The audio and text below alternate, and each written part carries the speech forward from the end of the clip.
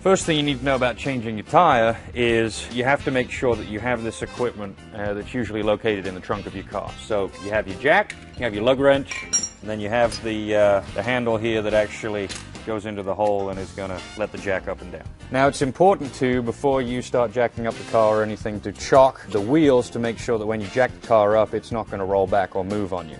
First thing you have to do with the weight of the car on the ground and on the tire, on the wheel, is to loosen the lug nut. Do the old lefty loosey righty tighty routine.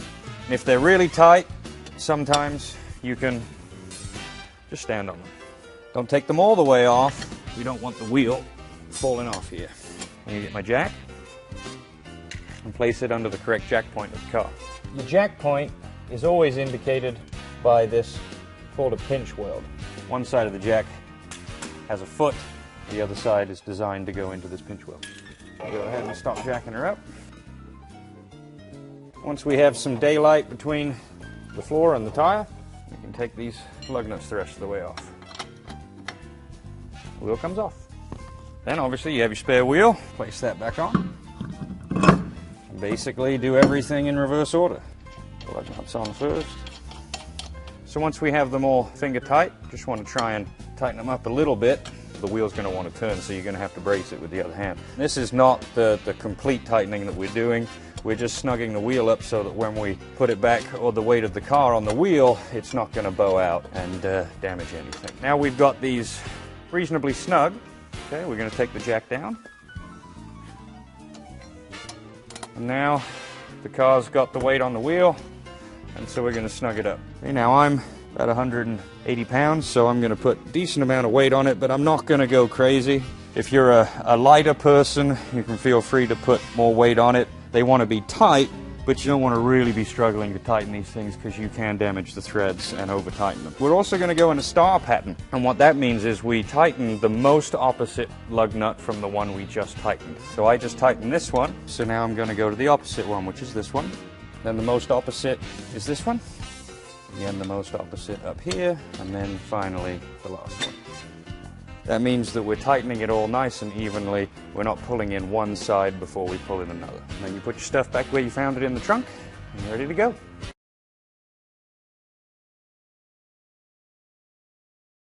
At some point in your life, you'll go out to your car and find the battery dead. Most likely when you're in a rush. But jump-starting a car is a lot easier than you may think. All you need is a good set of jumper cables and, you know, another car with a working battery.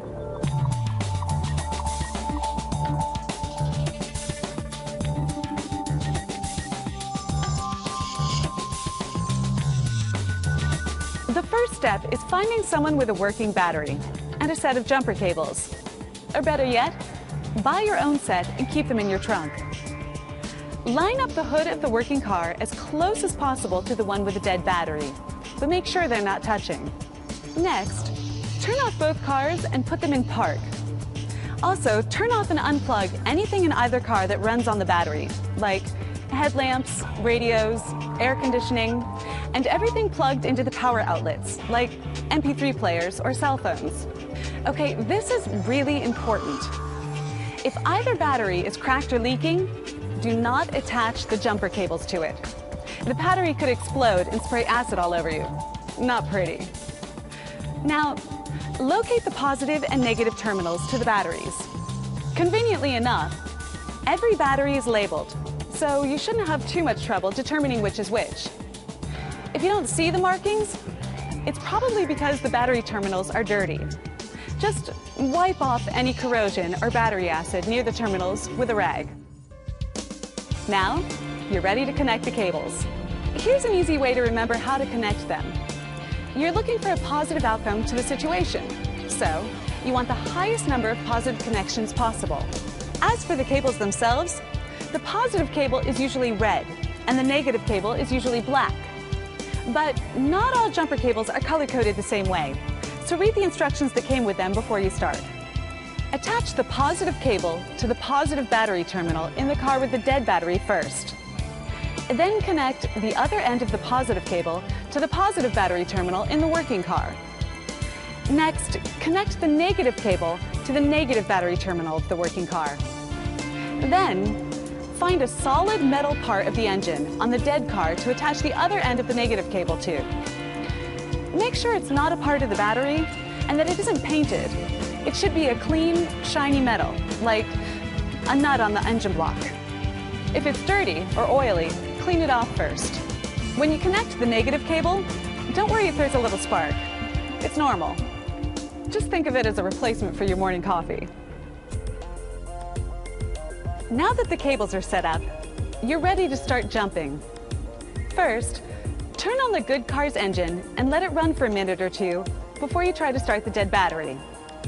If you want to check that you have the cable set up correctly, turn on the dome light in the dead car.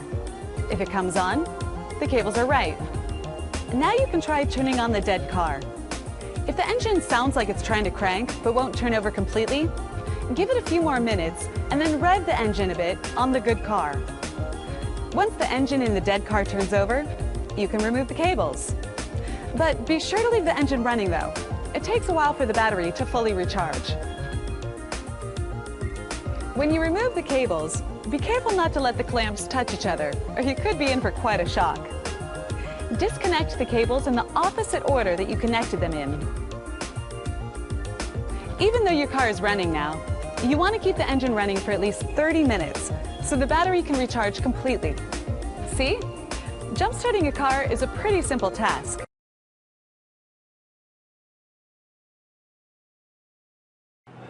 Kevin, what's going on right now? Dude, we left Comic-Con and Justin said we only had 3 miles left. And I was like, all right, let's get some gas. And then I took a nap and I wake up and he's like, dude, we're stranded on the highway. Dude. We ran out of gas, man. This guy's an idiot, dude. You're an idiot. I just woke up. Our sexy ass friend is here to save the day. Friggin'. Yeah! Yeah! Gas. Dude, I need this gas, man. Justin's scared to go on this side of the car because like a car might hit him, so he's filling the gas from his trunk.